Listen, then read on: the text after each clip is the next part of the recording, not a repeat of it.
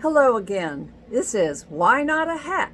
And I'm Kate Brown Pernia, a milliner, and I'm here to talk to you a little bit about hats and how they're made and answer some of your questions about hats. So feel free to ask me some questions in the comments section. I've now got that working. I'm still learning about this video nonsense, but I'll get there eventually. So one of the questions I get asked frequently when I get into a conversation with people about hats is, how long does it take to make a hat? Well, of course, that really depends on the type of hat. There are various kinds, and different hats take different periods of time to make. But we're going to talk about a few of the different types today, and then I'm going to start making a hat so that you can see how it's done. The hat I'm wearing right now is what's called a cut and sewn hat. I designed a pattern. This one in particularly was based on a photograph I saw from the late 30s. I saw this cute little hat on this lady and I just wanted to try to replicate it. So I designed a pattern, cut out the pieces, and then stitched it together to make the hat. It's held on the head with this little elastic band with a sort of lacy stuff over the top of it. So anyway, that's a cut and sewn hat. Here's another type of hat. This is a hat that where I built a frame and then covered it with fabric. The frame is built out of something called buckram, which is something you used to be able to find in a fabric store, but it's getting harder and harder to find. I ordered mine from millinery suppliers now. Buckram looks like this. Let me get it up close so you can see it. It's a cotton fabric, heavily starched so that it's quite stiff, and you can see it creates a nice little skeleton for a hat. You build the hat, stitch it together by hand, and then cover it with fabric and put a pretty trim on it. So that's a buckram frame hat. And then a third very common type of hat is what's called a blocked hat. Now, what is a block? A block is a piece, something that you use to shape a hat. This is an antique one that I found. It's a 5-piece beret block. It's formed out of wood, and you make a hat like this out of it. You shape a piece of straw or felt over the wooden block when it's wet, or you steam it, and the straw or the felt, or sometimes buckram if it's a shallow enough block, will take the shape of the wooden form, and then when it's dry, you can take it off the block and finish it up with a trim. This particular one is trimmed with porcupine spines, which I really like. So this hat is made out of a knotted sisal straw. I'm going to hold it up close so you can see it. It's one of my favorite straws. It's quite crisp, but it's not the quality that it used to be. A good friend of mine just found this wonderful old vintage hat made out of knotted sisal. Cute little hat. Look at the quality of this compared to what the other is. Anyway, this hat is like I said, it's a vintage piece, and it was too small for my friend Nancy, and it's definitely too small for my big head. So what I thought I would do is show you how you can take a pretty quality old hat and turn it into a new hat that will fit you. So I'm going to turn the camera now so we can look at my work table.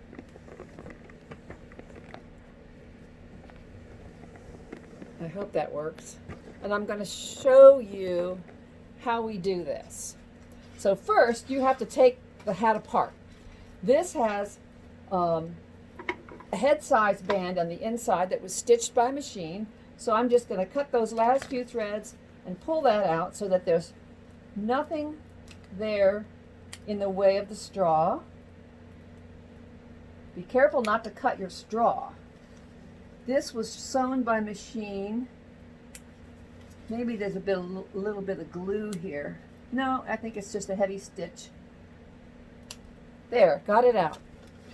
It also had a piece of millinery wire in the edge to hold the shape of the brim.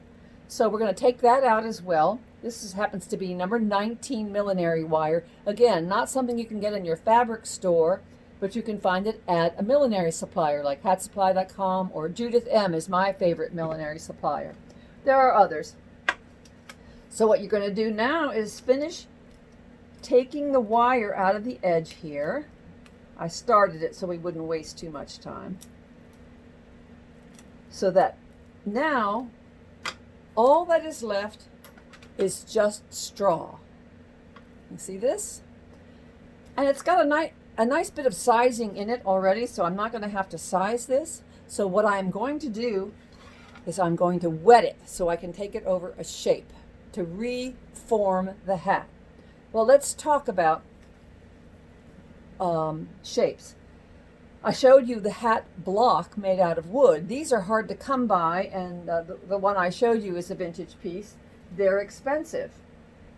Well, I found that there are lots of ways to shape things, and once upon a time, my husband and I were shopping in IKEA, and he spotted a display of these bowls. These are glass, hand-blown glass bowls. And he said, wouldn't that make a nice hat? And I agreed with him. So I bought several. So today, we're going to make a new shape hat out of this hat with a bowl. So I've already covered another one with plastic wrap to save us some time. Here we go. You see, I cover it with saran wrap. That's just so that you can get the hat off the mold quickly. Now, I'm going to take my straw hat and I'm going to soak it in a bucket of water.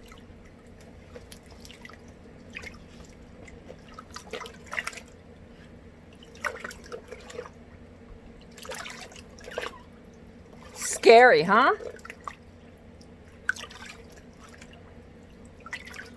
I should have brought a towel up here. So now it's wet, which will give me some pliability to it. And I'm going to try to shape it over this glass bowl. You have to be careful. You don't want to break the straw. But as you can see, it gets some pliability when it's wet. Now, if you had a wooden hat block, you would pin the straw to the hat block, but you can't pin straw to a glass bowl. So I use old-fashioned clothespins. Whoops, that one, to hold it on.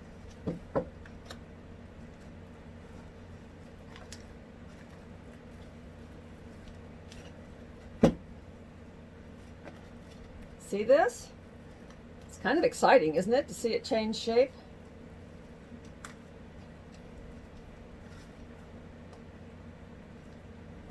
You can also sometimes use a steam iron to help with shaping, and we may do that in a minute. We'll see how this goes. I've got a little bit of bulk here that I want to work out, so I'm going to very gently ease that weave of the straw.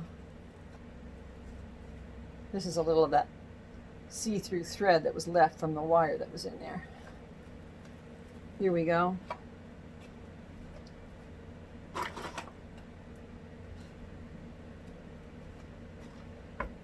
People see me in places like Target and IKEA holding bowls up on my head, and they must think I'm a kook of some kind, which I guess I am because I'm a hat lover. But you'd be surprised the wonderful shapes you can get out of ordinary household items to create a hat. We used to have a saying in the theater that anything can become a hat, and it's really almost true. Now I'm going to try to, can you see this? I'm going to try to press out these little bits of extra.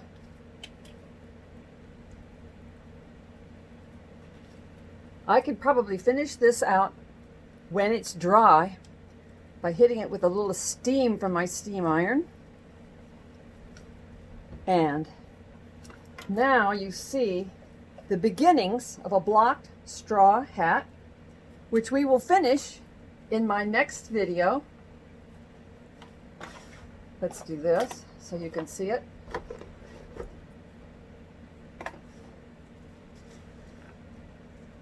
So,